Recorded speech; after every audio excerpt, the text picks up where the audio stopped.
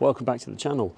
Last time we covered the daily checks, things that are fast enough to do every single time you ride to hopefully make sure your bike is okay and keep you a bit safer. But we do need to go into a bit more detail. This is what I'd call the weekly checks, which you might do every other week or even every month. It doesn't really matter. The important thing is that you are keeping an eye on certain things to make sure your bike is as safe and well looked after as possible. Let's get started. Right here on the handlebars, let's check the brake fluid reservoir for the front brake. You can see the fluid in the glass window there. Just want to make sure it's roughly in the middle. Just grabbing a ruler, we should check that the throttle has 2 to 5 millimeters of free play. That means if we turn the throttle, it should be about 2 millimeters at the edge before it meets resistance and actually pulls the cable. And the clutch, we're looking for about 10 to 20 millimeters of movement before the clutch engages. I've got a whole separate video on how to check and adjust the clutch cable that you can check out here. While we're here, let's also check that the bars turn completely freely from left to right. No clunking or rubbing or cables or pipes or anything getting in the way. Let's also check that the throttle will open and spring closed nicely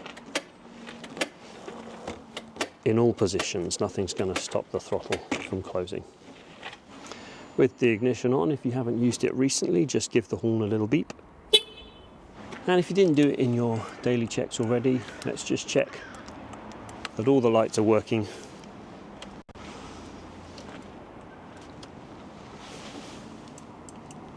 Yeah.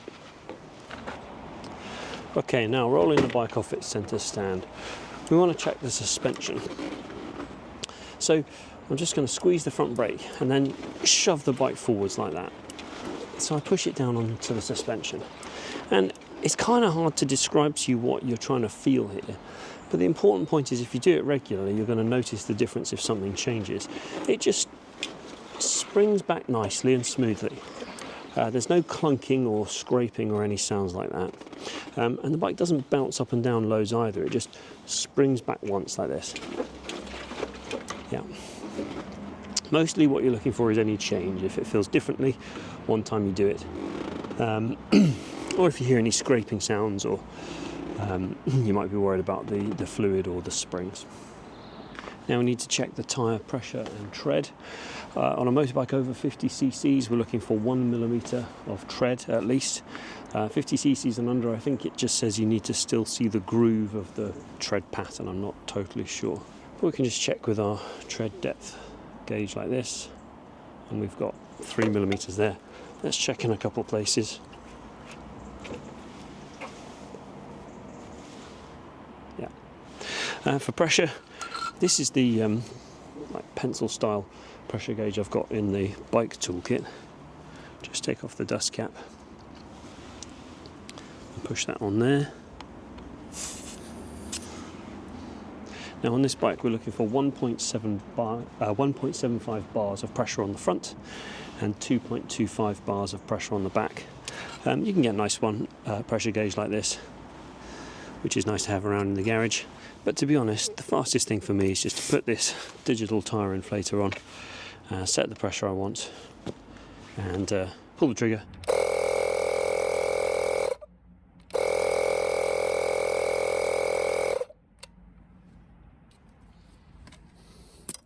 And on the back wheel, we're looking for 2.25 bars of pressure.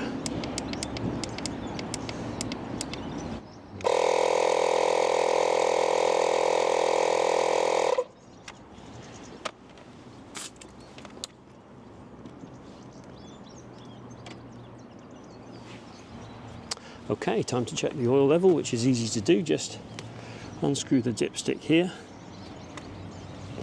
Now, you need to let the engine cool down for a while if you've been running the bike, because some of the oil will be stuck to the components up in the engine, so it needs time to drain down into the sump.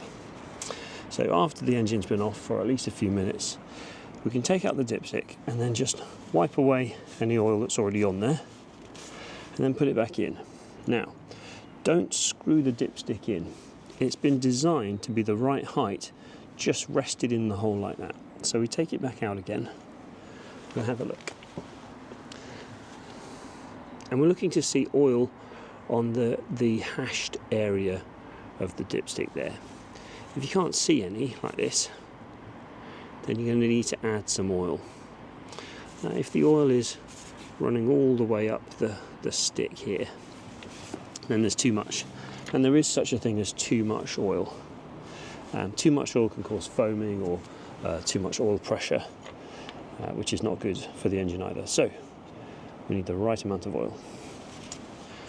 We need to check the chain tension. Now, I've made a whole separate video about this, which I'd recommend watching, but basically we want them to be no more than we want it to be about 25 millimeters of deflection, movement in the middle point of the chain. No less than 20, no more than 30. So just take a ruler and put it against the ground there, or against the swing arm, and just see where the chain comes up to on the markings. And I can move it 10, 20, 30 millimeters there. So I might need to tension this chain actually. Yeah, just about time to tighten the chain a bit more. As a commenter pointed out very helpfully, thank you very much, the chain can wear unevenly, so there can be tighter spots. So let's just try in another place. Oh, that's a bit tighter. Yeah, okay, I see. So yeah, all right. So try a few places, and I think we take the tightest point actually. Yeah, that's 20. Yeah. While you're here, we should also check the condition of the chain. Is it greasy? Is it totally dry, or is it too greasy and dirty? We don't want it dry. We also don't want it too dirty. There is a little bit of rust actually here. Last time I cleaned it, I guess I didn't dry it well enough. I need a better way to get the oil onto the chain. If you have any tips other than just a rag, do let me know. That'd be great. Okay, a couple of checks on the brakes. We need to check the wear on the front brake pads. Now, you can see it by eye with a torch, but there's no way I can show you on this action camera. So if you have made a stupid purchase like this endoscope, you find yourself looking for reasons to use it. So let's see if I can show you. Here we go, what I'm looking at.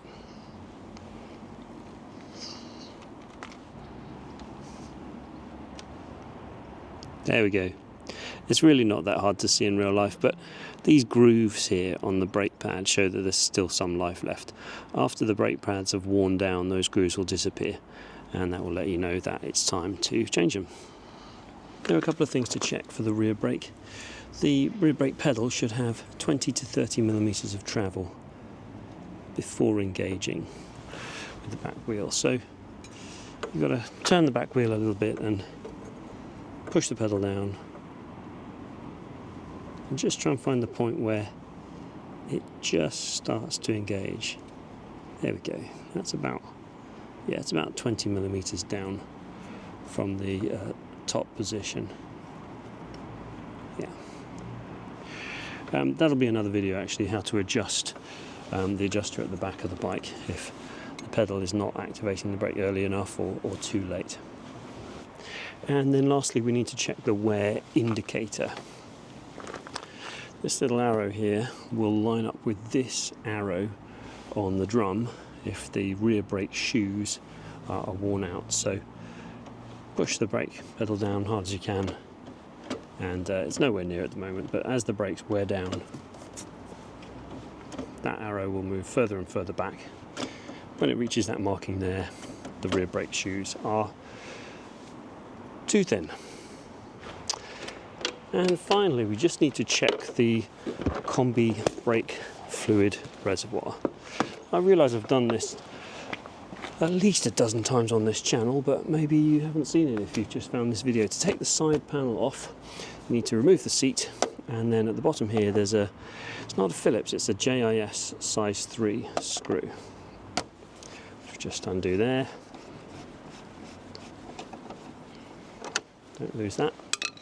And then there are 3 clips up at the top here. Maybe I can show you in there. There's one. And the second is just under there. And the third one is behind here. There it is, the third one, to remove the plastic side panel. And then right next to the battery here is the reservoir for the brake fluid for the Combi-brake. The fluid just needs to be below the lower and the upper mark. It's getting cold, it's November. I thought I'd been filming this video for absolutely ages, but no, it's 3:30 p.m, it's just November. Those are the checks, the weekly checks that you could do every week or every few weeks or every so often. You don't have to do them religiously, you know. If you've backed your bike into the garage and you saw the red light come on when you squeeze the brakes, brake lights work. If you just check the brakes as you came into a stop, as you rolled out of the garage, you don't need to check them again. The point is you're noticing these things and spotting problems before they become problems or before they get worse, and hopefully making you a bit safer.